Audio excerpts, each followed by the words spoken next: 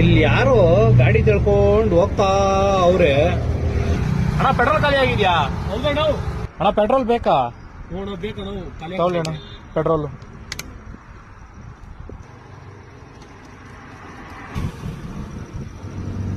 ತುಂಬಾ ಟ್ಯಾಂಕ್ಸ್ ಅಲ್ಲ ಪೆಟ್ರೋಲ್ ಕೊಟ್ಟಿದ್ದು ಕಣೋ. ಎಲ್ಲೂ ಪೆಟ್ರೋಲ್ ಕೊಟ್ಟಿಲ್ಲ.